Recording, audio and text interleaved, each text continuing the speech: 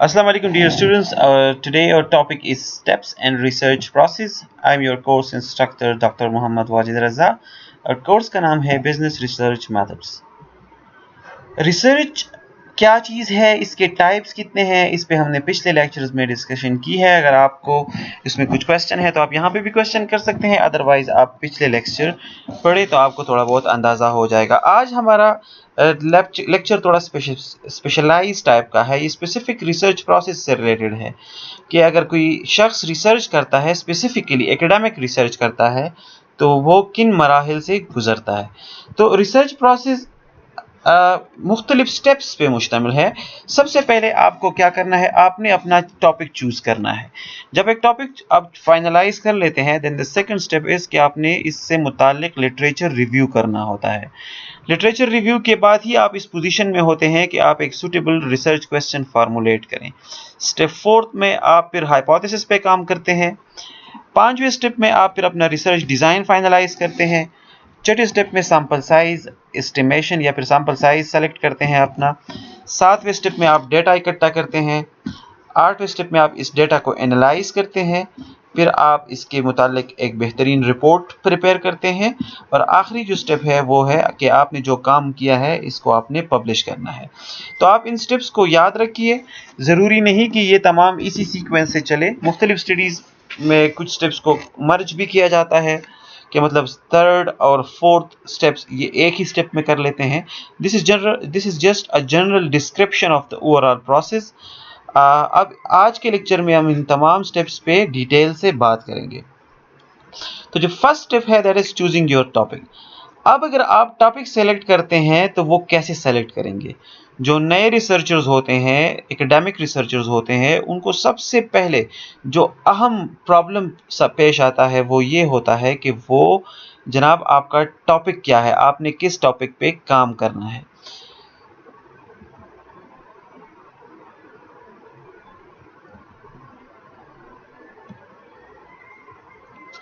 अब topic finalise करने के लिए ज़रूरी है कि आप कुछ बातों का ख्याल रखें। सबसे पहले आपका एरिया ऑफ इंटरेस्ट क्या है।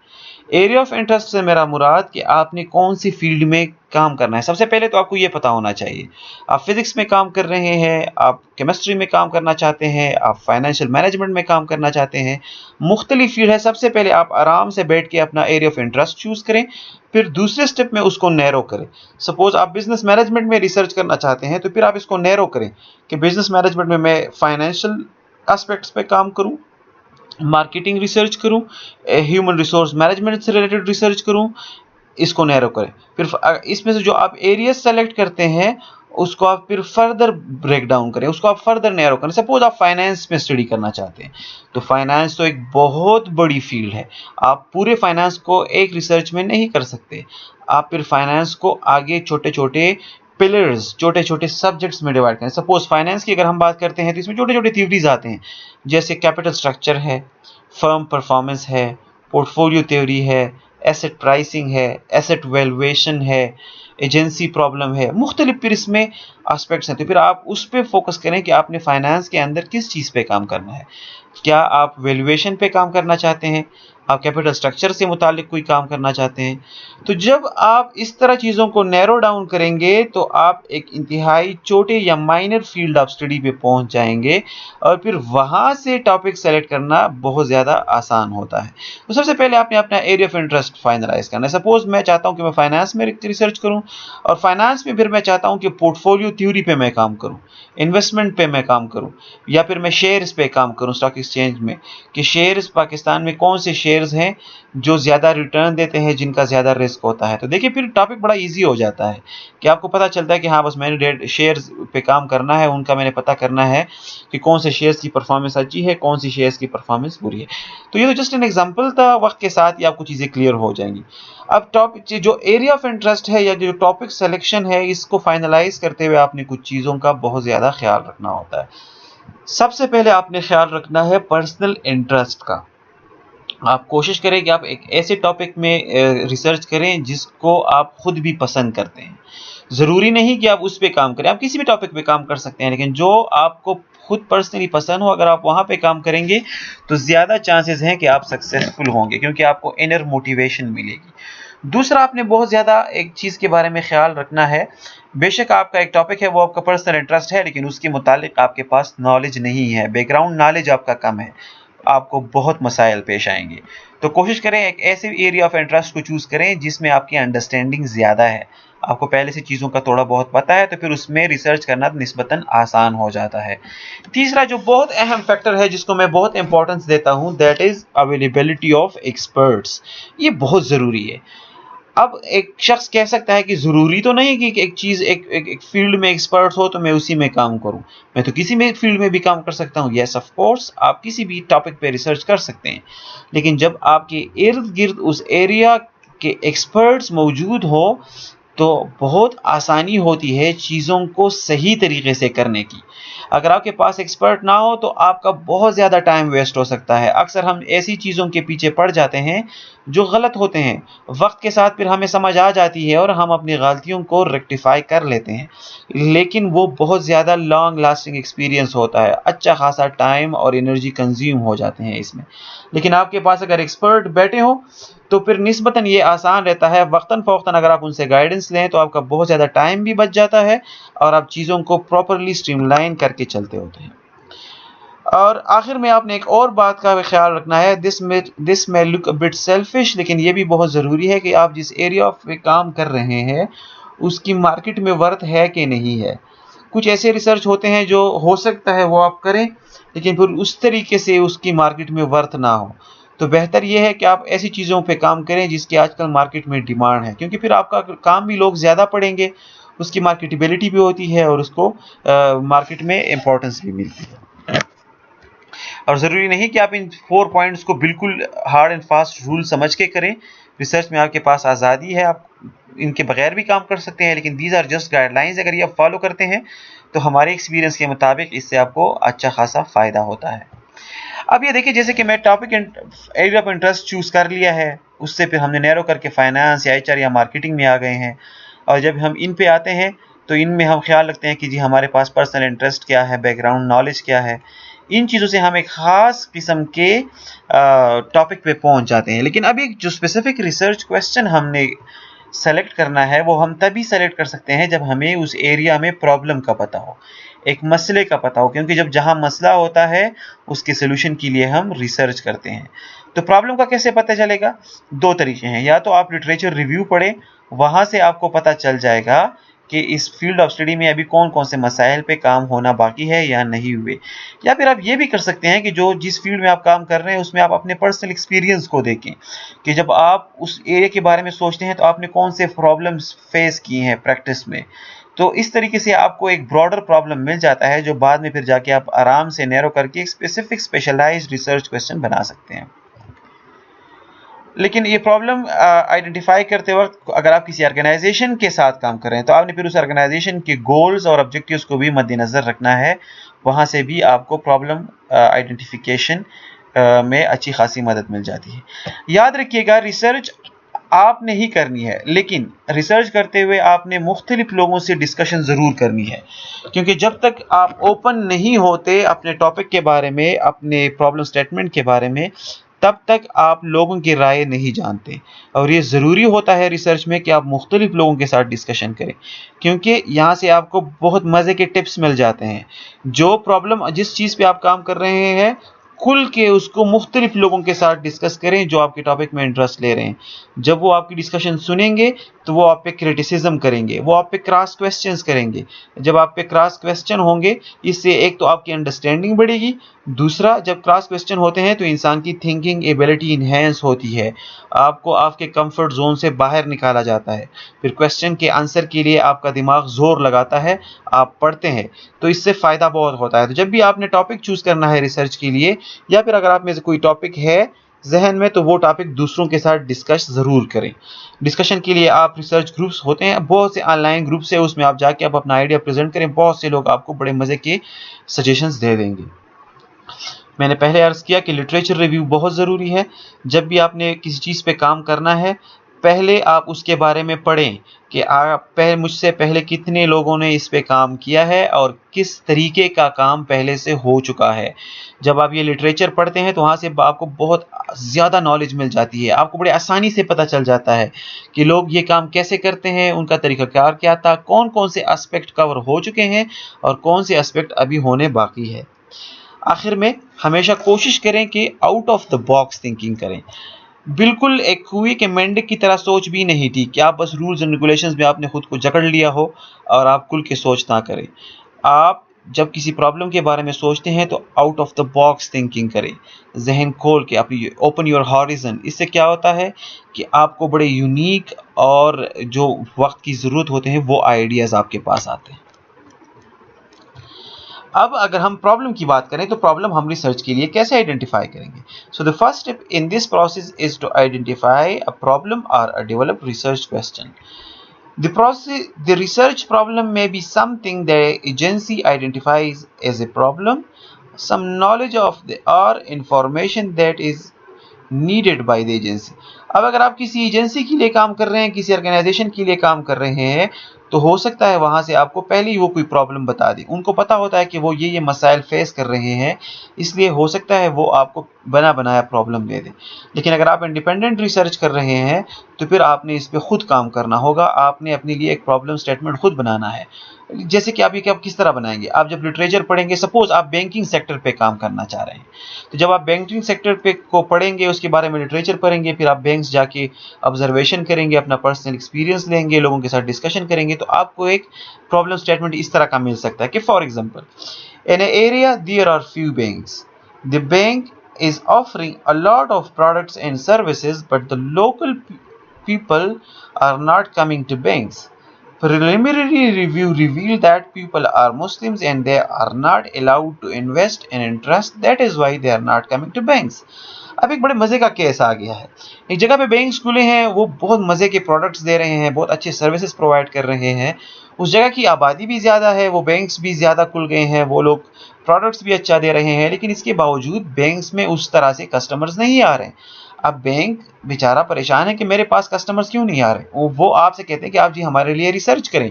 तो आपको एक इनिशियल प्रॉब्लम तो मिल गया है कि बैंक मेरी प्रॉब्लम कस्टमर क्यों नहीं आ रहे।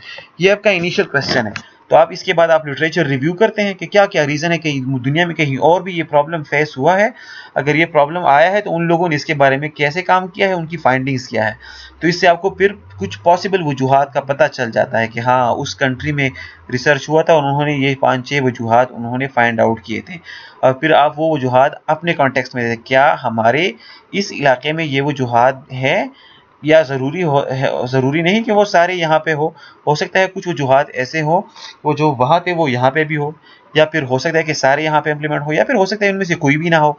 जब आपने प्रिलिमिनरी रिव्यू किया, लोगों के साथ डिस्कशन की, तो आपको पता चला कि उस इलाके के ज़्यादातर लोग मुसलमान हैं और मुसलमानों को इंटरेस्ट बेस्ड एक्टिविटीज़ में बिजनेस करना उनको अलाउ नहीं है, इसलिए वहाँ के लोग बैंक से भाग रहे हैं।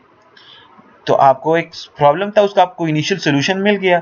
जब आप बैंक्स के पास गए, आपने उनको ये सोल्यूशन बताया, लेकिन वो कह रहे थे कि नहीं जनाब, आपकी बात सही है, लेकिन हम तो यहाँ पे इस्लामिक रिलेटेड प्रोडक्ट्स दे रहे हैं, हमारे पास तो उलमा के फतवे हैं, हम तो शरिया कंप्लायंट प्रोडक्ट्स दे रहे हैं, फिर क्यों नहीं लोग नहीं आ रहे। अब आप परेशान हो गए। लेकिन ये देखिए, आपकी परेशानी के साथ साथ ये क्वेश्चन भी रिफाइन हो रहा है, आप प्रॉब्लम की डेप्थ तक पहुंच रहे हैं। तो ये एक प्रोसेस है, एकदम से पता नहीं चलता। फिर आप सोच में पड़ गए कि जनाब ये हमारे लोग मुस्लिम है, तो ये बैंक्स तो मुसलमानों के लिए शरिया कंप्लायंट प्रोडक्ट्स भी दे रहे हैं, फिर ये क्यों नहीं आ रहे हैं। तो क्वेश्चन यहाँ पे क्या हो गया, then why customers are not coming, this is a major area of concern for the banking industry. अब ये एक रिफाइंड प्रॉब्लम हो गया है। आप अपनी रिसर्च का प्रॉब्लम कैसे लिखेंगे, बैंकिंग सेक्टर के बारे में लिखेंगे कि इतने बैंक्स हैं, इतने उनके प्रोडक्ट्स हैं, इतने प्रोडक्ट्स उनके शरिया कंप्लाइंट है, उन पे फतवे हैं, लोग मुसलमान हैं, वो इंटरेस्ट बेस्ड फाइनेंसिंग नहीं करना चाहते हैं, वो शरिया कंप्लाइंट प्रोडक्ट्स चाहते हैं, बैंक्स वो प्रोडक्ट्स दे रहे हैं, लेकिन फिर भी वो कस्टमर बैंक्स की तरफ नहीं आ रहे। तो क्या वजह है, इसके पीछे क्या फैक्टर्स हो सकते हैं। ये देखिए, बड़ा रिफाइन रिसर्च प्रॉब्लम यहाँ पे अभी बन गया है। अब वजूहात क्या है, लोग क्यों नहीं आते बैंक की तरफ। अब आपने इस पे दोबारा पढ़ना है। आप इसको दोबारा पढ़ेंगे कैसे, क्या वजूहात है कि लोग या मुसलमानों की क्या प्रायोरिटीज़ होती हैं, वो क्यों नहीं आते बैंक की तरफ, या फिर वो क्या चाहते हैं। या फिर आप ये पढ़ सकते हैं कि दूसरे कंट्रीज़ में आप रिसर्च स्टडी सर्च करें कि लोग जहाँ पे मुसलमान कंट्रीज़ हैं और जहाँ पे मुसलमानों की मेजॉरिटी है वहाँ पे इस्लामिक बैंक्स भी थे, वो लोग उन बैंक्स की तरफ क्यों नहीं जा रहे थे। तो हो सकता है किसी ने स्टडी की हो और वहाँ से आपको कुछ हिंट्स मिल जाए। तो लिटरेचर रिव्यू बहुत ज़रूरी होती है। लिटरेचर रिव्यू से मुराद है कि आप अपनी फील्ड ऑफ स्टडी पे पुराने या आपसे पहले जिन लोगों ने काम किया है उन लोगों के काम को आप पढ़ें और इनको समझें। तो इसको हम लिटरेचर रिव्यू कहते हैं। सो literature review gives theoretical rationale of problem being studied, what research has been done and how it relates to the problem। और जाहिर है इसमें हम फिर क्वालिटी की तरफ जाते हैं, क्वांटिटी की तरफ नहीं जाते। ये एक बड़ा टेक्निकल पॉइंट है कि जब हम रिसर्च पढ़ते हैं तो आजकल रिसर्च में बड़ा अजीब सा हो रहा है। बहुत से ऐसे जर्नल्स हैं जो बहुत ज़्यादा क्वालिटी का काम पब्लिश कर रहे हैं, लेकिन कुछ ऐसे जर्नल्स भी हैं जो सिर्फ पेपर्स पब्लिश किए जा रहे हैं, उनके पीछे उनकी फाइंडिंग्स इतनी रिलायबल नहीं होती। ये इंशाल्लाह मैं आपको बाद में समझा दूंगा कि रिसर्च को आपने कैसे आइडेंटिफाई करना है कि ये अच्छा रिसर्च है या ये कमज़ोर रिसर्च है। तो लिटरेचर रिव्यू करते वक्त आप इस बात का बहुत ख्याल रखें कि आप क्वालिटी रिसर्च पेपर पढ़ें, क्वान्टिटी पे आप ना आ जाएँ। लिटरेचर रिव्यू करते हुए हमें कुछ चीज़ों से का पता चल जाता है, जैसे कि what we already know. Literature से ही हमें पता चलेगा कि हम इस फील्ड के बारे में हमें पहले से क्या पता है, लोगों की क्या फाइंडिंग्स है। How people have approach same problem, मुझसे पहले रिसर्चर्स ने अगर ऐसे प्रॉब्लम्स आए हैं तो ऐसे प्रॉब्लम्स को उन्होंने कैसे अप्रोच किया है। और व्हाट एग्जिस्टिंग सोल्यूशन एग्जिस्ट, और उन लोगों ने क्या सोल्यूशन दिए हैं, उन्होंने इस तरह के प्रॉब्लम के लिए क्या सोल्यूशंस प्रपोज किए हैं। You will find a lot of research on constrained portfolios may not be constrained by Sharia compliant principles, but we can generalize the level of constraints. For example, अगर आप constrained portfolio के बारे में research कर रहे हैं तो ज़रूरी नहीं कि आपको शरिया पोर्टफोलियो के हवाले से ही कंस्ट्रेंट्स मिले। आप एक जनरल लिटरेचर रिव्यू कर सकते हैं जहां से आपको पता चले कि कंस्ट्रेंट्स क्या चीज़ हैं। पोर्टफोलियो पे अगर हमने कंस्ट्रेंट लगाने हैं तो वो कंस्ट्रेंट कितने होते हैं, फिर आप उन कंस्ट्रेंट में से अपने हिसाब से कंस्ट्रेंट चूज़ कर सकते हैं। जो शरिया के मुताबिक हो वो आप चूज़ करें, जो शरिया के मुताबिक ना हो वो आप चूज़ ना करें। अब ये बैंकिंग का जो प्रॉब्लम हमने लिया, तो हमारा प्रॉब्लम क्या है कि मुसलमान लोग इस्लामिक बैंक्स की तरफ क्यों नहीं आ रहे। अब हो सकता है इस पे स्टडीज़ हुई हो, लेकिन हो सकता है आपको एक बहुत अच्छी स्टडी मिल जाए लेकिन वो मुसलमानों की या इस्लामिक बैंक्स के हवाले से ना हो, वो जनरल एक स्टडी हो और वो कहता हो कि लोग बैंक्स की तरफ क्यों नहीं आ रहे। तो क्या आप इस स्टडी को पढ़ेंगे? Yes of course you have to study it. बेशक आपका वो बिल्कुल आपकी टॉपिक की तरह ना हो, लेकिन ओवरऑल स्कोप आपके स्टडी का और उस स्टडी का सेम है। वो भी बैंकिंग सेक्टर पे काम कर रहा है और कस्टमर की ना आने की वजूहात को ढूंढ रहा है। तो लिहाजा आप उस स्टडी को पढ़ें, उसमें जितने फैक्टर्स हैं उन फैक्टर्स को आइडेंटिफाई करें और उसको देखें। हो सकता है उसने 5-6 फैक्टर्स बताए हो कि जनाब ये वजूहात हैं जिसकी वजह से लोग नहीं आ रहे। फिर आपने उन वजूहात को लेके अपने कॉन्टेक्स्ट में देखना है कि क्या जो 5-6 वजूहात बता रहा है ये इस्लामिक बैंक्स पे लागू होते हैं। अब हो सकता है उसने एक वजह बताई हो, सपोज उसने 2 वजह बताए हैं। एक उसने वजह बताई है कि लोग इसलिए बैंक की तरफ नहीं आ रहे क्योंकि बैंक इंटरेस्ट रेट कम दे रहा है, फ़ायदा ही नहीं लोगों को तो इसलिए नहीं आ रहे। दूसरा उसने वजह बताया है कि लोग बैंकिंग पे ट्रस्ट नहीं कर रहे हैं, ट्रस्ट नहीं है। तो 2 फैक्टर्स आइडेंटिफाई हो गए, लो इंटरेस्ट रेट एंड ट्रस्ट। अब आपको पता चल गया कि अच्छा 2 वजूहात हो सकती हैं जिनकी वजह से लोग बैंक पे नहीं आते, एक इंटरेस्ट है और एक ट्रस्ट है।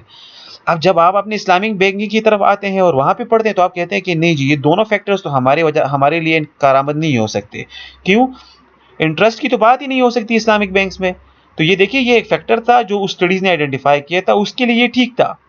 लेकिन आप फिर अपने स्टडी के लिए इसको आइडेंटिफाई करके इसको मॉडिफाई कर लेते हैं। आप कहते हैं नहीं इंटरेस्ट मैं यूज़ नहीं करूँगा क्योंकि इंटरेस्ट है ही नहीं शरिया कंप्लाइंट बैंकिंग में, तो फिर ये तो फैक्टर नहीं हो सकता। लेकिन अगर ट्रस्ट की बात करें तो हाँ हो सकता है ये फैक्टर हो सकता है वहाँ के जो मुसलमान लोग हो उनको बैंकिंग पे ट्रस्ट ही ना हो, हैं तो इस वजह से वो नहीं आ रहे हो। तो देखें आपको प्रायर स्टडी से किसी दूसरे शख्स की स्टडी से एक बना बनाया फैक्टर मिल गया।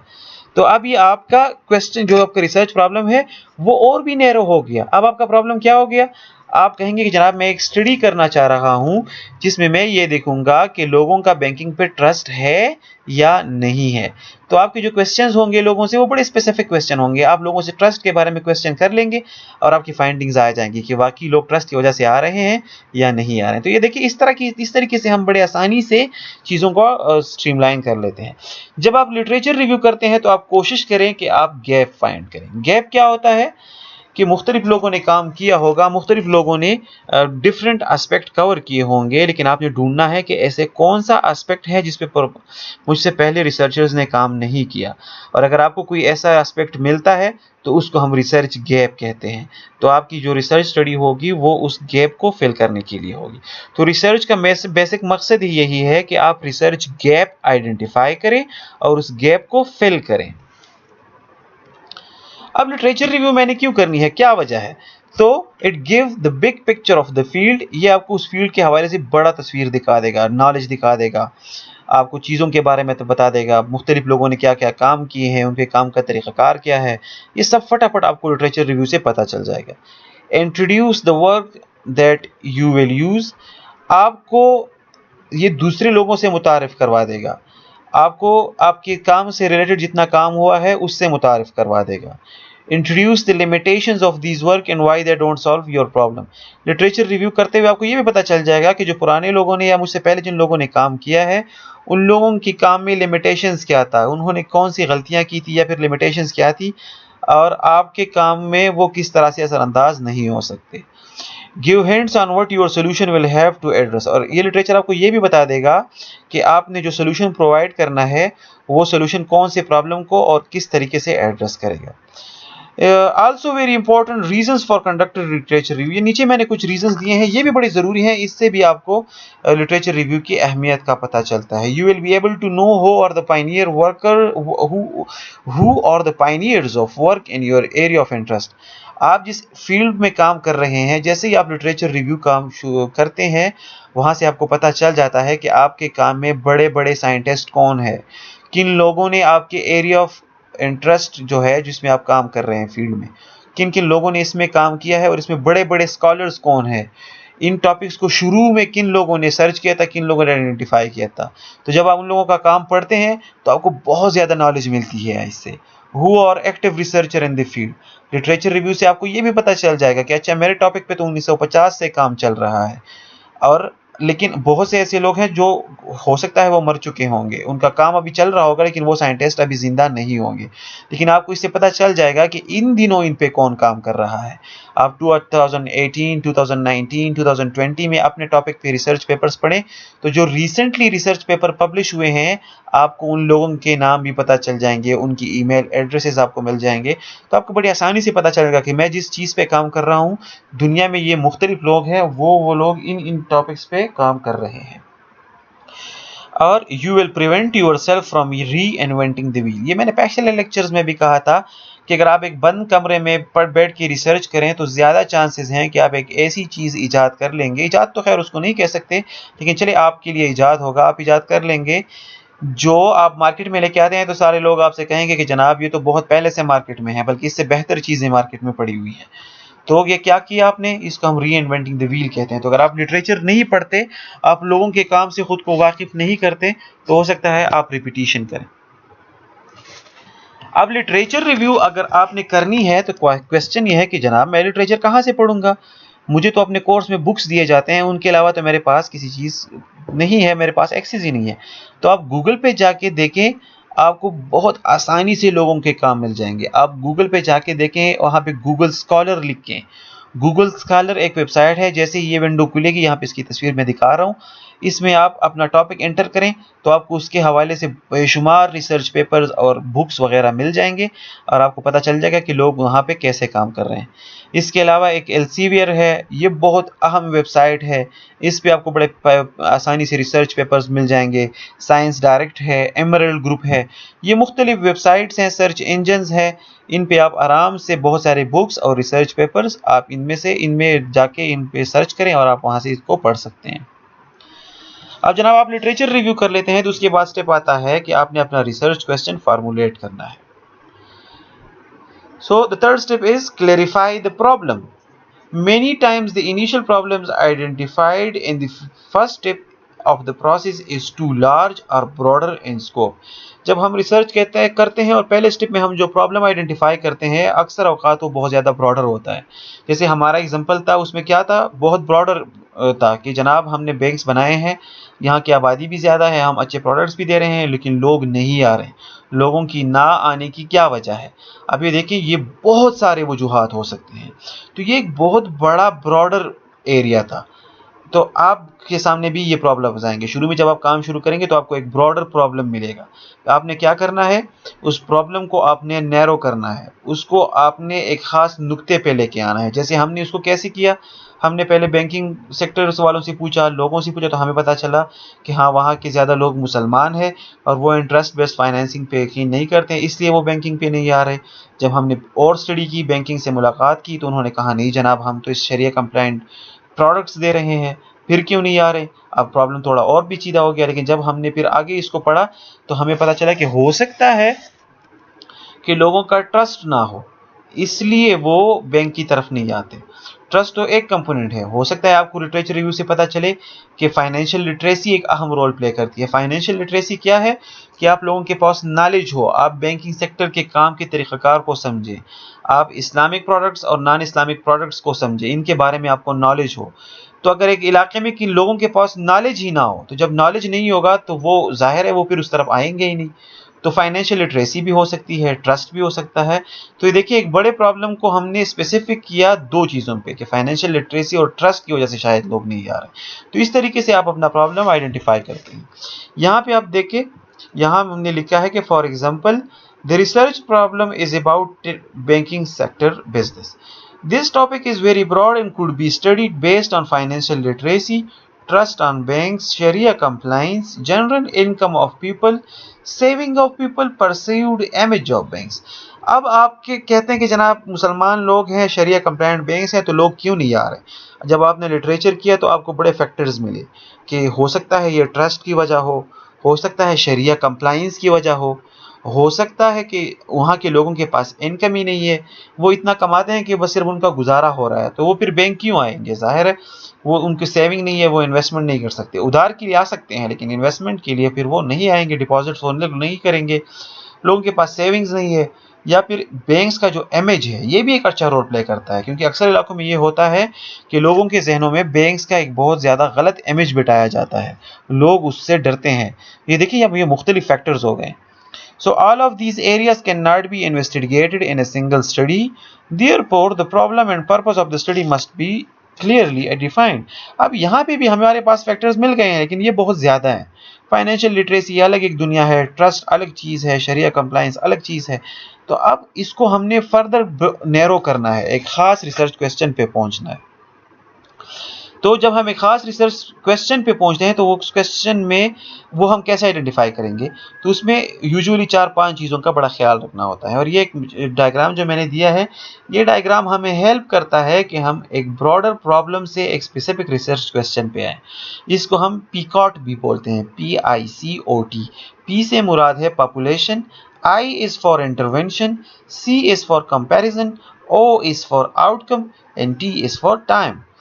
अब अगर मैं इस अपने रिसर्च प्रॉब्लम को बहुत ज़्यादा नैरो करना चाहूँ तो वो मैं कैसे करूँगा?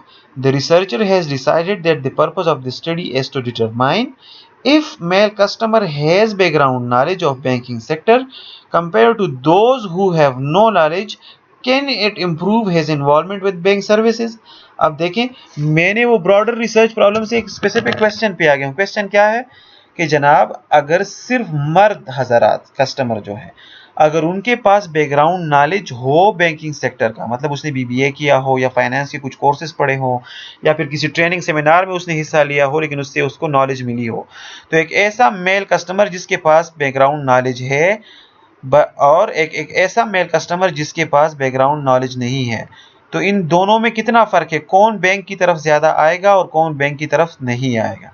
तो देखिए अब हमने क्वेश्चन बड़ा नैरो कर दिया है। अब हमें पता है कि हमने डेटा किससे लेना है, उन कस्टमर से लेना है जिनके पास बैंकिंग रिलेटेड मालूमात हो, देखिए अब हमें पता चल गया कि माशरे में हमने किन लोगों से डाटा इकट्ठा करना है, और फिर उनको भी हमने फर्दर नैरो कर दिया है कि उनमें से सिर्फ मर्द हजरात से लेना है। आप खवातीन हजरात से भी ले सकती हैं, आप दोनों से भी ले सकते हैं, लेकिन मैं सिर्फ मिसाल दे रहा हूँ। अब इस क्वेश्चन में अगर आप देखें तो जो पी है पॉपुलेशन, ये हमारा मेल एडल्ट हो गया, वो लोग जो मर्द हैं और एडल्ट हैं। आई क्या है, इंटरवेंशन। शर्त दूसरी हमने ये रखी कि उनसे हम डेटा लेंगे जिनके पास फाइनेंशियल लिटरेसी हो, जिनको फाइनेंस का नॉलेज का पता हो। तीसरा सी कंपैरिजन, फिर हमने कंपैरिजन किससी है, तो हमने वो लोग लेने हैं जिनके पास नॉलेज हो, और वो लोग जिनके पास नॉलेज नहीं है उनके साथ हमने कंपैरिजन करना है। और आउटकम क्या आएगा, बैंक इन्वॉल्वमेंट, कि ये लोग जिनके पास नॉलेज है और जिनके पास नॉलेज नहीं है, वो उन दोनों का बैंक में इन्वॉल्वमेंट कितना है, दोनों बैंक्स की तरफ आ रहे हैं, दोनों बैंक्स की तरफ नहीं आते, या कौन सा ग्रुप बैंक की तरफ ज्यादा आ रहा है, कौन सा ग्रुप बैंक की तरफ कम आ रहा है। तो ज्यादा चांसेस है कि हमारी स्टडी से फाइंडिंग्स आएंगी कि वो लोग जिनके पास फाइनेंशियल लिटरेसी ज्यादा है वो बैंक्स की तरफ ज्यादा आते हैं, वो बैंक्स के साथ डीलिंग ज्यादा करते हैं।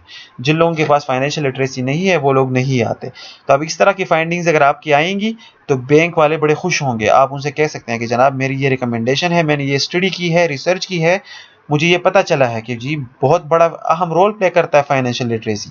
तो आप लोग फटाफट ट्रेनिंग्स अरेंज करें, वर्कशॉप्स अरेंज करें, आप लोग ब्रूशर्स बनाएं, पंपलेट्स बनाएं और इन लोगों में ये बांटें, ताकि लोगों को पहले तो बैंकिंग सेक्टर की समझ आए, फिर उनको ये पता चले कि शरिया कंप्लायंट प्रोडक्ट्स भी हैं, फिर उनको ये पता चले कि शरिया प्रोडक्ट कंप्लायंट प्रोडक्ट्स अगर शरिया है तो क्यों शरिया है। तो जिससे आप लोगों की में फाइनेंशियल लिटरेसी इंक्रीज कर लेंगे, और फिर वो लोग आपकी स्टडी वो लोग आपके बैंक की तरफ आ जाएंगे। तो ये देखिए बड़ी मजे की स्टडी हो जाती है। और अब जो रिसर्च क्वेश्चन हमने आइडेंटिफाई कर लिया उसको आप देखें, this purpose is more narrowly focused and researchable than the original problem. अब बजाय इसके कि मैं ये कहूं कि जनाब लोग बैंक की तरफ क्यों नहीं आ रहे, ये बहुत बड़ा क्वेश्चन हो जाता है और उसको करना थोड़ा सा मुश्किल होता है। लेकिन अगर उसके बजाय मैं ये कहूं कि आया मेल कस्टमर जिनके पास फाइनेंशियल लिटरेसी है वो बैंक्स की तरफ ज़्यादा आते हैं मुकाबले में उनके जिनके पास लिटरेसी नहीं है, तो ये बड़ा आसान क्वेश्चन हो जाता है और इसके मुतालिक डेटा इकट्ठा करना और एनालिसिस करना much easier than the broader one. अब रिसर्च क्वेश्चन जब आप फार्मुलेट करते हैं तो उसमें आपने उसकी क्वालिटी का ख्याल रखना है। तो कौन सी चीज़ों का ख्याल रखना है, remember the question should be feasible. Feasible से क्या मुराद है कि number of participant resources will be available. आपने जो क्वेश्चन आइडेंटिफाई किया है आप उस पर कोशिश करें कि वो ऐसे हो कि वो फीजिबल हो। जब आप उसके मुतालिक डेटा इकट्ठा करेंगे तो आपको पता हो कि इतने इसके लोग होंगे जो मुझे आराम से डेटा मिल जाएगा। अगर आप इस तरह के कोई क्वेश्चन आइडेंटिफाई करें कि उसके या तो लोग ही अवेलेबल ना हो या फिर बहुत कम हो, 5-6 लोग ही ऐसे हों जो आपको डेटा दे सकते हो, तो फिर इसकी में आपकी स्टडी का वो मज़ा नहीं रहता, वो रिलायबल नहीं होती, क्योंकि जितने लोग ज़्यादा होते हैं, जितने रिस्पॉन्सेज ज़्यादा होते हैं, उतनी हमारी फाइंडिंग्स रिलेवेंट होती है। Research question must be interesting, should be able to attract readers and investors. आपका रिसर्च क्वेश्चन ऐसा होना चाहिए कि जो एकदम से लोगों को अट्रैक्ट करे, रीडर्स को अट्रैक्ट करे, ताकि लोग आपके काम को पढ़ें, और या इन्वेस्टर्स को भी अट्रैक्ट करें, वो आपके आइडियाज़ को पसंद करें, उसमें इन्वेस्टमेंट करें। Your research question must B novel. Novel से मुराद यूनिक, ये पहले किसी ने ना किया हो। कोशिश करें ऐसे रिसर्च क्वेश्चंस पे काम करें जो यूनिक हो, जिनको लोगों ने डिस्कस नहीं किया हो। Your research question must be ethical. कोशिश करें कि आपके रिसर्च क्वेश्चन जो है वो अखलाकी अकदार का पास रखें। Your research question must B relevant. Relevant से मुराद कि ये जो एग्जिस्टिंग बॉडी ऑफ नॉलेज है उसमें ये कुछ ना कुछ नॉलेज ज़रूर इंक्रीज करें। अब formulation of hypothesis is the fourth step. अब जब आपके पास क्वेश्चन आ गया है तो उस क्वेश्चन के बाद आप हाइपोथेसिस बनाते हैं। हाइपोथेसिस क्या है, it is a tentative explanation for certain phenomena और इवेंट्स व्हिच हैव अकर्ड और will occur. Hypothesis is the claim of researcher. There are two types of hypothesis. Hypothesis क्या चीज़ है, जब आप इतनी ज़्यादा डिस्कशंस कर लेते हैं, बैंकिंग सेक्टर को पढ़ लेते हैं, लिटरेचर रिव्यू कर लेते हैं, लोगों के साथ डिस्कशंस कर लेते हैं, और तब आपकी बहुत अच्छी अंडरस्टैंडिंग डेवलप हो जाती है। आपको इस पॉइंट पे तकरीबन पता चल चुका होता है कि इस इलाके के लोग बैंक्स की तरफ क्यों नहीं आ रहे होते। अब सिर्फ बाकी ये है कि आपने डेटा इकट्ठा करना है और जो आपकी जहन में फैक्टर्स है उसको आपने टेस्ट करना है कि क्या यही रीज़न है। इस तरह हमने कहा कि फाइनेंशियल लिटरेसी एक बहुत बड़ा रीज़न है। तो अब आप इस फाइनेंशियल लिटरेसी के बारे में आपने हाइपोथेसिस बनाना है। तो आपके हाइपोथेसिस दो तरह के होते हैं, एक नल हाइपोथेसिस होता है और दूसरे को हम अल्टरनेटिव हाइपोथेसिस कहते हैं। नल हाइपोथेसिस को हम H0 से लिखते हैं, अल्टरनेटिव हाइपोथेसिस को हम H1 से लिखते हैं। नल हाइपोथेसिस वो हाइपोथेसिस होता है जो रिसर्चर चाहता है कि रिजेक्ट हो, अल्टरनेटिव हाइपोथेसिस वो हाइपोथेसिस होता है जो रिसर्चर का हाइपोथेसिस होता है और रिसर्चर चाहता है कि ये एक्सेप्ट हो। अब हमारा जो केस है उसमें नल हाइपोथेसिस क्या होगा कि जनाब फाइनेंशियल लिटरेसी का मेल कस्टमर्स के बैंक इन्वॉल्वमेंट पे कोई असर ही नहीं है। देखिए हम इस तरह लिखेंगे कि कोई असर ही नहीं है, तो ये नल हाइपोथेसिस होगा क्योंकि हम इसको रिजेक्ट करना चाहते हैं। तो इसके मुकाबले में अल्टरनेटिव हाइपोथेसिस क्या होगा, जो हमारा क्लेम है वो अल्टरनेटिव हाइपोथेसिस होगा।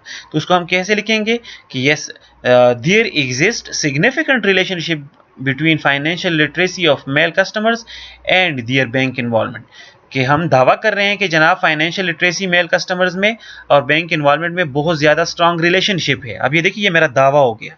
तो हाइपोथेसिस आपने हमेशा दावा, जिस तरह दावा लिखते हैं दावे की सूरत में लिखना है। तो H0 आपने इस तरह लिखना है कि वो रिजेक्ट हो, तो आप लिखेंगे देयर इज नो रिलेशनशिप। और H1 कैसे लिखेंगे, there is significant relationship between financial literacy and bank involvement.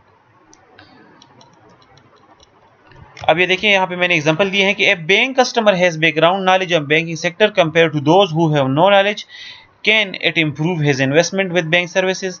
ये रिसर्च क्वेश्चन था, तो इसके हवाले से हाइपोथेसिस कैसे होगा कि there is significant positive relationship between number of finance course studied and involvement in banking activities.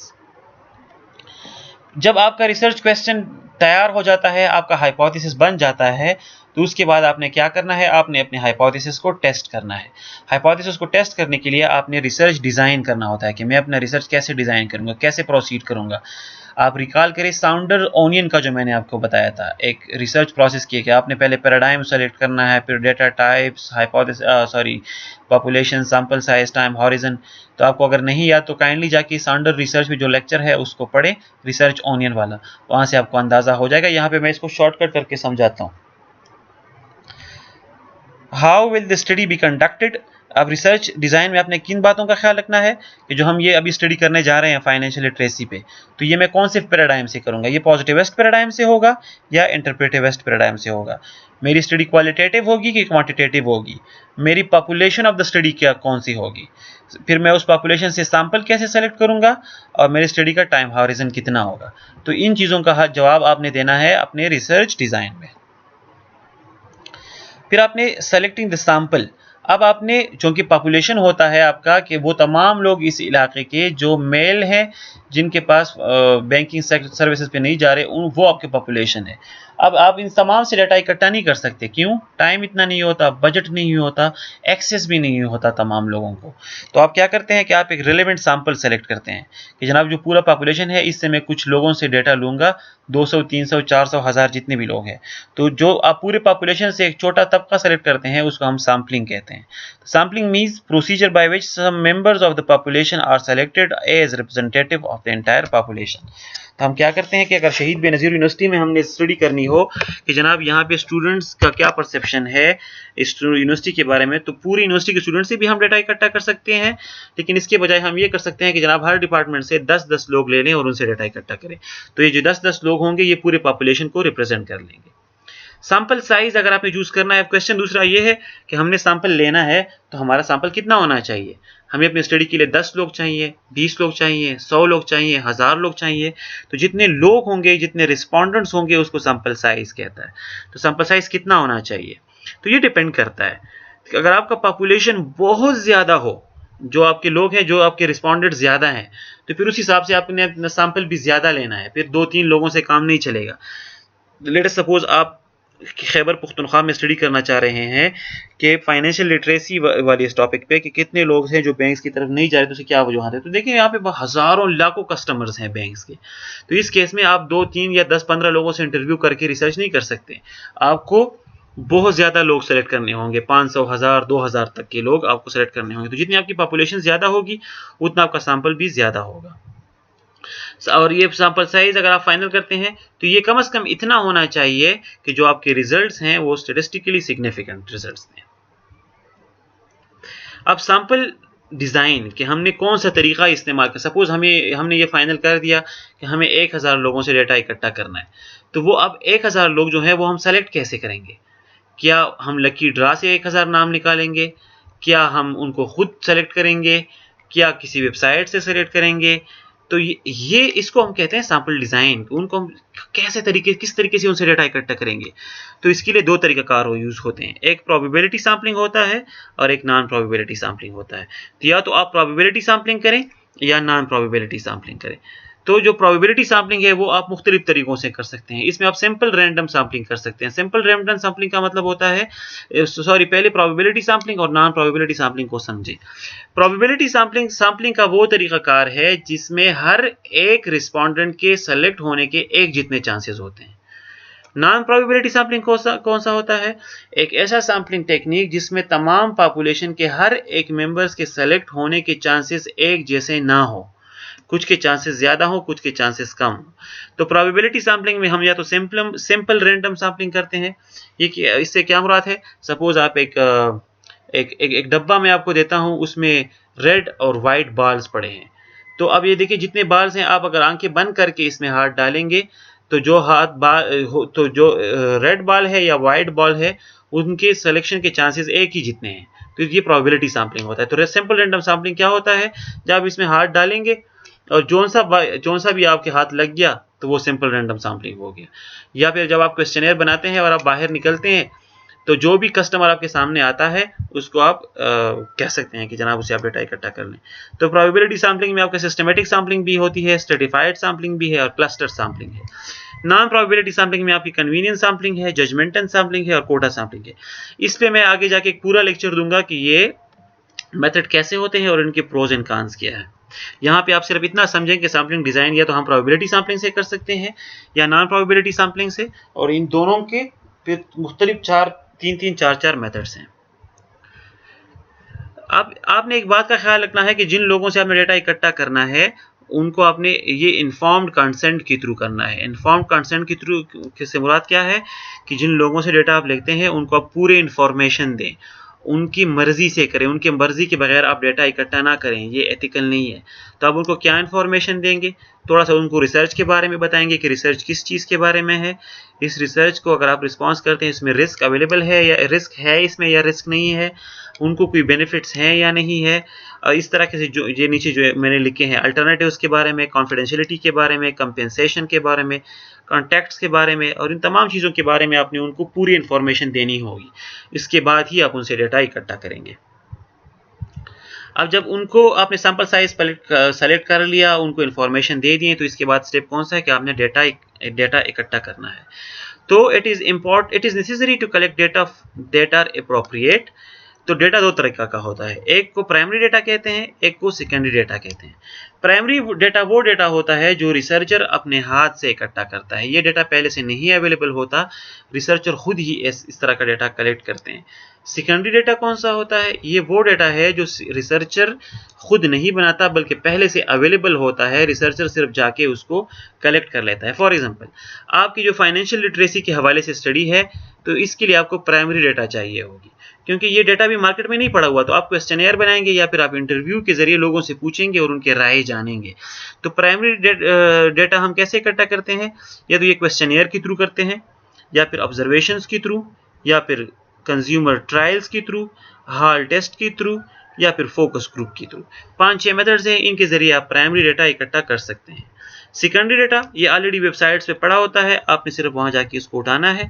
तो ये आर्टिकल्स में मिल सकता है, आपको बुक्स में मिल सकता है, अखबार से मिल सकता है, इंटरनेट पे पड़ा होता है, सीडीज डीवीडीज से मिल सकता है, ऑफिशियल जो वेबसाइट्स है उससे मिल सकता है। सपोज आप पाकिस्तान की जीडीपी के बारे में रिसर्च करना चाहते हैं, तो आप जीडीपी को खुद से कैलकुलेट कर सकते हैं, लेकिन वो बहुत मुश्किल होता है, इतनी इन्फॉर्मेशन आपके पास नहीं होते। ज़्यादा चांसेस होते हैं कि जो कैलकुलेशन आप करते हैं वो गलत हो, वो रिलायबल ना हो। तो ऐसे केसेस में आप प्राइमरी डेटा इकट्ठा ना करें, ऐसे केसेस में आप सेकेंडरी डेटा इकट्ठा करें। स्टेट बैंक की वेबसाइट पे जाएं, उन्होंने तमाम मेहनत की है, जीडीपी उन्होंने ऑलरेडी कैलकुलेट की है, वहां से बनाया ये डेटा उठा लें। स्टॉक मार्केट के हवाले से आपको डेटा चाहिए तो आप प्राइमरी डेटा ना लें, आप स्टॉक मार्केट पे जाके उनका ऑलरेडी अवेलेबल डेटा लें। बैंकिंग सेक्टर के हवाले से डेटा चाहिए तब भी आप सेकेंडरी डेटा यूज़ करें। तो ये मुख्तलिफ वेबसाइट्स होते हैं, उन वेबसाइट्स पे ये डेटा पड़ा होता है। सपोज आप मैक्रो इकोनॉमिक वेरिएबल्स के बारे में स्टडी करना चाहते हैं, तो बहुत से वेबसाइट्स हैं। जिस तरह एक वेबसाइट है IFS, वहाँ पे पूरी दुनिया का मैक्रो इकोनॉमिक डेटा पड़ा हुआ है। वर्ल्ड बैंक जो है वो भी उसकी एक वेबसाइट है, वर्ल्ड बैंक डेटा बैंक। वहाँ आप जाके देखें तो GDP, GNP, पॉपुलेशन और इन चीज़ों के मुताबिक तमाम डेटा वहाँ पे पड़ा हुआ है। तो ये डेटा सेकेंडरी डेटा कहलाएगा। जब आपके पास डेटा आ जाता है तो उसके बाद आपने एनालिसिस करने हैं। अब एनालिसिस करते हुए, एनालिसिस क्या चीज़ है? एनालिसिस इसलिए ज़रूरी होता है कि आपका जो क्लेम है, आपने जो दावा किया है, उसको आपने फैक्ट्स एंड फिगर से प्रूव करना है कि जो दावा आप कर रहे हैं वाकई वो हकीकत है। जिस तरह आप कह रहे हैं कि फाइनेंशियल लिटरेसी एक अहम रोल प्ले कर रहा है लोगों के बैंकिंग सेक्टर के आने में, तो इसको अभी आपने प्रूव करना है। आपने लोगों से डेटा लेना है और उस डेटा के बाद आपने उनको साबित करके बताना है कि देखिए जनाब, मैंने 500 लोगों से डेटा इकट्ठा किया, 450 लोग ऐसे थे जो कह रहे थे कि वाकई फाइनेंशियल लिटरेसी है, हम बैंक की तरफ जाएंगे। तो देखिए, जब आपकी रिसर्च में इस तरह के फिगर्स आप प्रेजेंट करेंगे तो आपके रिसर्च वैलिड भी होगा और लोग उसको एक्सेप्ट भी करेंगे। जब तक आपके पास नंबर्स ना हो तब तक ज़्यादा चांसेस हैं कि लोग आपकी इस फाइंडिंग्स को उतनी इंपॉर्टेंस ना दें। So the raw research data needs to be edited. अब जब आपके पास डेटा आ गया है, अभी आपने उसके एनालिसिस करने हैं। तो जो डेटा आपके पास आ गया है वो रॉ डेटा होता है। सबसे पहले आपने उस डेटा को साफ करना है, उसको एडिट करना है। ये इंशाल्लाह मैं आपको समझाऊंगा। आप इसको हाथ से भी साफ कर सकते हैं, आप कंप्यूटर सॉफ्टवेयर भी यूज कर सकते हैं। The analysis plan follow from the researcher objective of the study. Association and relationships of variable are identified and discussed in the light of specific problem. देखिए जी, जब हम रिसर्च डेटा एनालिसिस करते हैं तो नॉर्मली वो दो तरीकों का होता है। एक को डिस्क्रिप्टिव एनालिसिस कहते हैं और एक को इन्फेरेंशियल एनालिसिस कहते हैं। डिस्क्रिप्टिव स्टैटिस्टिक आप करते हैं जहां से आपको, जब आप डेटा क्लीन कर लेते हैं फिर आप डिस्क्रिप्टिव स्टैटिस्टिक लगाते हैं। तो डिस्क्रिप्टिव स्टैटिस्टिक्स में या तो आप सेंट्रल टेंडेंसी मेजर करते हैं या मेजर ऑफ डिस्पर्शन करते हैं। वहां पे आप ग्राफ्स वगैरह, frequency distribution, arithmetic mean, geometric mean, ये चीज़ें आप कैलकुलेट करते हैं और वहां से आपको डेटा के जनरल करेक्टरिस्टिक्स का पता चलता है कि डेटा की खसूसियात क्या है। लेकिन यहाँ से आपको ये पता नहीं चलेगा, जैसे कि अभी आपने बैंकिंग पे स्टडी की है तो वहाँ से आपके डिस्क्रिप्टिव स्टैटिस्टिक कैसे आएंगे कि आपने जो डेटा इकट्ठा किया है वो कितने लोगों से इकट्ठा किया है, जिन लोगों से इकट्ठा किया है उनके एज कितने थे, 25 से 30 साल वाले कितने थे, 30 से 40 साल वाले कितने थे, उनमें जॉब होल्डर्स कितने थे, बगैर जॉब के कितने थे, कितने लोग कहते हैं कि जनाब फाइनेंशियल लिटरेसी अहम रोल प्ले कर रहा है, कितने लोग कह रहे हैं कि रोल प्ले नहीं कर रहा, इनकी एवरेज क्या रही है, इनकी स्टैंडर्ड डिविएशन क्या है।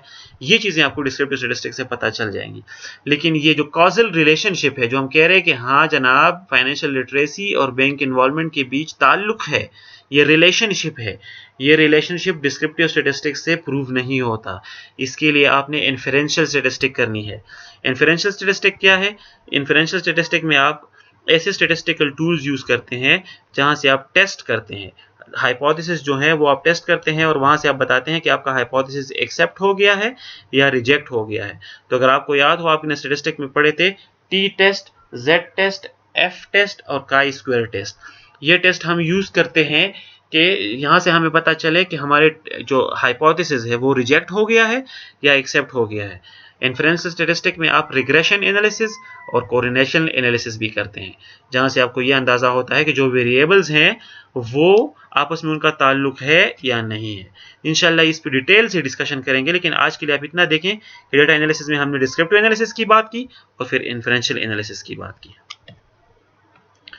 अब जब आपने अपने रिजल्ट्स बना लिए हैं, एनालिसिस आपने कर लिए हैं, डिस्क्रिप्टिव स्टैटिस्टिक्स भी आपने कर लिए हैं, इन्फेरेंशियल स्टैटिस्टिक्स भी कर लिए हैं, आपको पता चल गया है कि आपके कौन कौन से हाइपोथेसिस एक्सेप्ट हो गए हैं, कौन से हाइपोथेसिस रिजेक्ट हो गए हैं। उसके बाद आपने एक रिपोर्ट लिखनी है। अभी आपने दुनिया को बताना है कि आपने किस मसले पे काम किया है, आपके काम करने का तरीक़ाकार क्या था, आपका रिसर्च पैराडाइम, रिसर्च डिज़ाइन क्या था, पॉपुलेशन आपका क्या था, सैंपल क्या था, कौन कौन से रिसर्च टूल्स लगाए हैं और आपके फाइंडिंग्स क्या आए हैं, और फाइंडिंग्स के बाद आपके रिकमेंडेशंस क्या हैं। तो इन पूरी चीज़ों को जब आप लिखते हैं तो इसको हम रिपोर्ट कहते हैं। आप एक रिसर्च पेपर या जब आप थीसिस लिखते हैं, थीसिस या रिसर्च पेपर भी आपका रिपोर्ट होता है। तो रिपोर्ट पे भी हम इंशाल्लाह डिटेल से क्लास लेंगे, लेकिन आज इसको तोड़ा पड़ता है। जब आप रिपोर्ट लिखते हैं तो उसमें आपने 4-5 चैप्टर्स डालने होते हैं। पहले चैप्टर में आप लिखते हैं कि जनाब इंट्रोडक्शन आप करते हैं अपने टॉपिक का, कि कौन से टॉपिक पे आपने काम किया है, आपका रिसर्च क्वेश्चन क्या था, प्रॉब्लम आपका क्या है, सिग्निफिकेंस क्या है। फिर आप एक और चैप्टर डालते हैं, उसमें हम लिटरेचर रिव्यू भी डालते हैं कि हमने किन किन लोगों का काम पढ़ा है अपना काम करने के लिए। फिर आपने समरी ऑफ फाइंडिंग्स देनी होती है कि जो आपने फाइंडिंग्स की है उसके आपने खुलासा देना होता है। फिर आपने इसको कंक्लूजन के जरिए अपने रिपोर्ट को वाइंड अप करना है। एंड ऑफ द रिपोर्ट आप अपेंडिसेस भी डाल सकते हैं। अपेंडाइसिस का मतलब होता है जो अपेंडिक्स होते हैं, कुछ ऐसे इंफॉर्मेशन होते हैं जो आप रिपोर्ट के अंदर नहीं डालते, एक्स्ट्रा इंफॉर्मेशन होते हैं, उनको आप अपेंडिक्स में डालते हैं। जैसे आपके रिस्पोंडेंट्स के मुतालिक से कुछ इंफॉर्मेशन हो जो बिल्कुल स्टडी से रिलेवेंट ना हो लेकिन वो रीडर्स के काम आ सकते हो, तो वो आप आखिर में डाल सकते हैं। सपोज आपने 40 कंपनीज पे स्टडी की है और आपकी फाइंडिंग्स आई हैं, तो अब उन कंपनीज पे, जिन कंपनीज पे आपने काम किया है वो कौन से सेक्टर्स से हैं या उन कंपनीज के नाम क्या है। तो ये ज़रूरी नहीं कि आप इसको रिसर्च के मेन फाइंडिंग्स में डिस्कस करें, क्योंकि ये एक एक्स्ट्रा चीज़ है, लेकिन आप इसको अपेंडिक्स में डाल सकते हैं। तो अगर किसी को ज़रूरत होगी तो वो अपेंडिक्स से पढ़ लेगा। बिब्लियोग्राफी क्या है? बिब्लियोग्राफी में आपने लिखना है कि आपने अपने रिसर्च करते हुए किन किन लोगों का काम पढ़ा है, कौन से रिसर्च पेपर्स पढ़े हैं, कौन से बुक्स पढ़े हैं, ये अपने बिब्लियोग्राफी सेक्शन में डालना है। रिपोर्ट पे इंशाल्लाह एक पूरा क्लास लेंगे। और जब आप बिब्लियोग्राफी करते हैं तो आपने दूसरे लोगों के काम को साइट करना होता है, आपने रेफरेंसेस देने होते हैं। रेफरेंसेस से मुराद है कि आपने किन किन लोगों का काम पढ़ा है, उनके अपने रेफरेंसेस देने हैं। तो रेफरेंसेस आप हाथ से भी दे सकते हैं मैनुअली, लेकिन इसके लिए आप सॉफ्टवेयर भी यूज़ कर सकते हैं, जैसे मेंडले है, ज़ोटेरो है, किका है, मुख्तलिफ किस्म के सॉफ्टवेयर है, लेटेक्स है, एंडनोट है, बिबडेस्क है, जेब्रेफ है। तो ये जहाँ पे मैंने ये वेबसाइट्स के नाम दिए हैं, सॉरी ये सॉफ्टवेयर्स हैं, ये सॉफ्टवेयर्स यूज़ होते हैं आपके रिपोर्ट लिखने में, आपको हेल्प आउट करते हैं। और आखिरी जो स्टेप होता है उसको हम कहते हैं कि आप अपनी स्टडी पब्लिश करें। ये बहुत ज़रूरी होता है। आप स्टडी पब्लिश क्यों करते हैं? ये बड़े मज़े का डायग्राम मुझे मिला था, ये मैंने इसमें डाला है। आप इसमें देखिए, एक बंदे ने जो रिसर्च किया है, अब उसको वो पब्लिश करने जा रहा है। तो पब्लिकेशन बहुत टफ काम होता है। जब आप पब्लिश करने जाते हैं तो आपको मुख्तलिफ स्टेप्स से गुजरना पड़ता है। आप अपना काम बेचते हैं, उस फील्ड के एक्सपर्ट आपका काम रिव्यू करते हैं, जो लोग रिव्यू करते हैं उनको हम रिव्यूअर्स बोलते हैं। और जब सारे रिव्यूअर सेटिस्फाई हो जाते हैं उसके बाद ही आपका पेपर एक्सेप्ट होता है और वो पब्लिश होता है। अब आप कहेंगे कि मैं अपना काम पब्लिश क्यों करूं? तो it give visibility to your work, ये आपके काम को विजिबल करता है। आप, दूसरे लोग आपके काम को पढ़ सकते हैं, आपके सॉल्यूशंस को वो पढ़ सकते हैं। ये आपकी सीवी पे बड़ा अच्छा असर डालते हैं। जितने ज़्यादा आपके पब्लिकेशन होते हैं उतने ज़्यादा आपकी सीवी हैवी होती है। ये आपके लिए फंडिंग के लिए चांसेस ओपन कर देता है। जितने आपके पब्लिकेशन ज़्यादा होंगे उतना ही कंपनीज और फंडिंग एजेंसी आप पे ट्रस्ट करेंगे, आपको पैसे देंगे मुख्तलिफ प्रोजेक्ट्स को करने के लिए। और ये जब आप अपना काम पब्लिश करते हैं तो दूसरे लोग पढ़ते हैं, तो ये एक नया डिबेट खोलता है उस काम में। While publishing your work, please never ever do plagiarism. एक बहुत अहम चीज़ होता है प्लेजरिज्म। प्लेजरिज्म से मतलब है कि आप कॉपी पेस्ट करें, दूसरों लोगों का काम चुराएं। कभी भी प्लेजरिज्म ना करें, क्योंकि ये बहुत ज़्यादा सीरियस इशू है और ये एकेडेमिया में बहुत बड़ा क्राइम है। इसमें आपकी डिग्री भी जा सकती है, आप पे पाबंदी भी लग सकती है और ये एथिकली भी ठीक नहीं है। इंशाल्लाह इस पे भी डिस्कशन करेंगे। क्वेश्चन है कि मैं अपना काम कहाँ पब्लिश कर सकता हूँ? तो आप नहीं, आप क्या पब्लिश कर सकते हैं? तो आप अपना पूरा जो रिसर्च टॉपिक है वो भी, आप जो पूरे थीसिस है वो भी पब्लिश कर सकते हैं। थीसिस से आप शॉर्ट कम्युनिकेशंस बना सकते हैं, वो पब्लिश कर सकते हैं। आपके स्टोरीज लिख सकते हैं, केस स्टडीज, जिस तरह ये डबल शाह की कहानी है, इसको आप लिखें और इसके फिर पॉजिटिव और नेगेटिव पॉइंट्स बताएं। इस तरह के केसेस भी आप पब्लिश कर सकते हैं। सिस्टमेटिक रिव्यू आप पब्लिश कर सकते हैं। सिस्टमेटिक रिव्यू से मुराद होता है कि आप अपने कुछ फाइंडिंग्स नहीं देते हैं, बल्कि आप एक खास टॉपिक पे दूसरे लोगों का काम पढ़ते हैं और सिर्फ उनका काम समराइज करके आप लोगों को बता देते हैं कि 20 लोगों ने ये काम किया है और उन्होंने इस तरीके से किया था। बस सिर्फ इतना लिख के आप उसको पब्लिश कर सकते हैं। बुक में चैप्टर भी पब्लिश कर सकते हैं, आप कॉन्फ्रेंस एब्स्ट्रैक्ट्स भी पब्लिश कर सकते हैं। आज के लिए इतना ही।